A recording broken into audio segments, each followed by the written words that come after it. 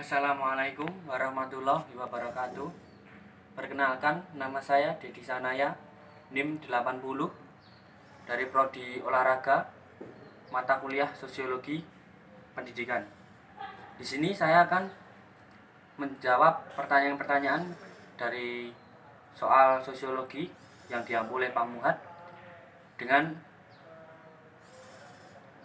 cara di video atau di vlog. Yang pertama, soal pertama yaitu sosiologi olahraga dan hubungannya dengan politik.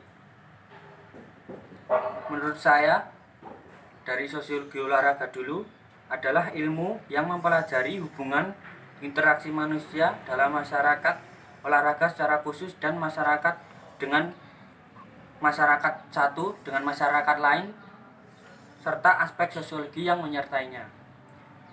Lalu politik itu adalah definisi dan makna politik secara umum, di mana membentuk atau membangun posisi-posisi kekuasaan di dalam masyarakat yang berguna sebagai pengambil keputusan-keputusan yang terkait dengan kondisi masyarakat.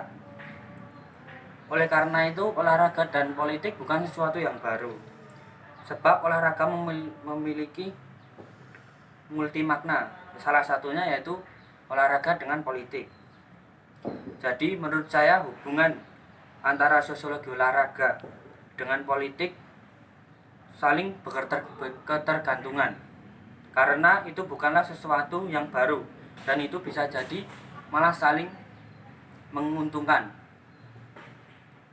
Lanjut ke pertanyaan kedua.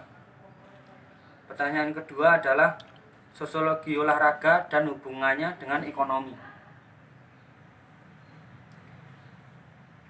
Balik ke topik pertama tadi, bahwa sosiologi olahraga merupakan interaksi antar manusia, bahwa hubungan itu tidak ada batasnya. Jadi hubungan sosiologi dengan ekonomi ialah merupakan ajang yang cukup prestisius di dunia, di mana dalam hal ini kuatnya suatu negara dalam kompetisi keolahragaan juga berpengaruh terhadap perekonomian di negara tersebut. Sebagai contoh, Inggris, Spanyol, Italia, dan negara lainnya. Dengan contoh klub sepak bola di kancah internasional merangsang investor asing masuk ke negara tersebut, dan hal ini tentu saja menstimulasi real capitalism inflow yang rata-rata bersifat jangka panjang, karena konsistensi dari kualitas olahraga di negeri tersebut, yaitu banyak perusahaan-perusahaan asing yang bersedia sponsor sepak bola di negara tersebut, karena dapat meningkatkan nilai komersialnya produk secara internasional, terutama bagi pecinta bola. Oleh karena itu, menurut saya olahraga dengan ekonomi itu saling menguntungkan, karena saling membutuhkan dan untuk kebaikan kedepannya juga bisa berlaku. Kemudian pertanyaan nomor 3, pergeseran nilai-nilai olahraga di masa ke masa.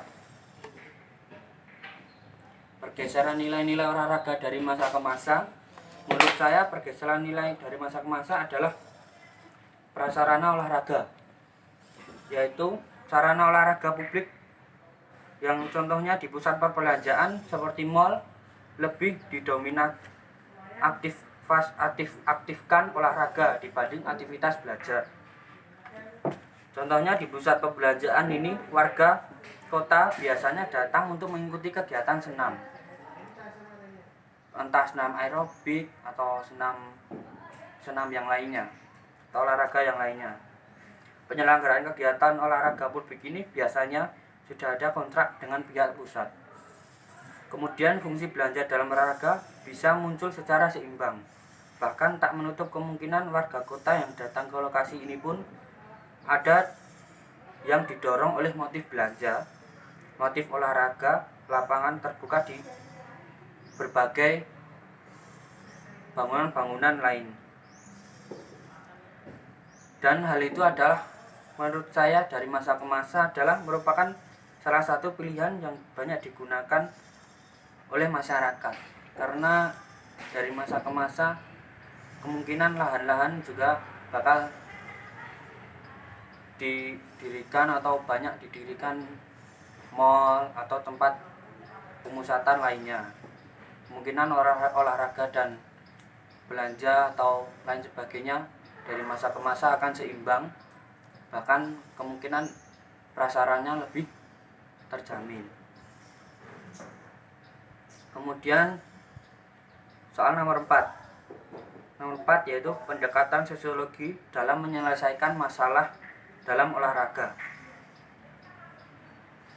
Menurut saya, pendekatan sosiologi olahraga dalam olahraga yaitu sosiologi olahraga merupakan perilaku sosial manusia baik secara individu maupun kelompok dalam situasi olahraga. Artinya, saat melakukan kegiatan olahraga, pada dasarnya manusia melakukan kegiatan sosial yang berupa interaksi sosial dengan manusia lainnya.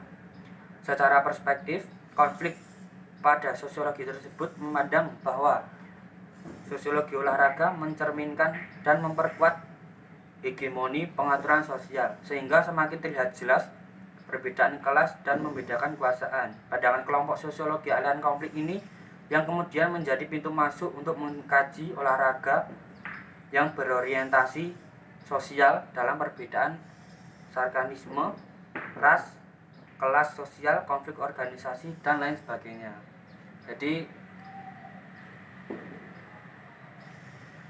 pendekatan sosiologi dalam menyelesaikan masalah menurut saya dengan interaksi dari dalam maupun dalam olahraga pada sosiologi tersebut atau pada konflik tersebut.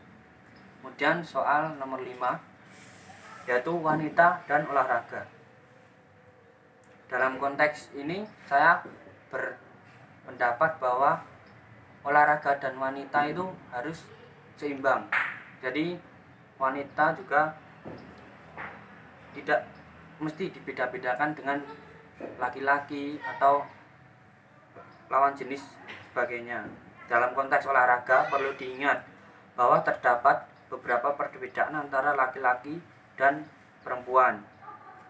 Paru-paru laki dapat menghirup lebih banyak udara dibandingkan perempuan. Di sisi lain, perempuan memiliki denyut jantung yang lebih cepat dibanding lelaki. Secara fisik, laki-laki lebih mantap dalam menjalani olahraga berat karena mereka memiliki suhu badan dan tingkat gula kalium yang stabil.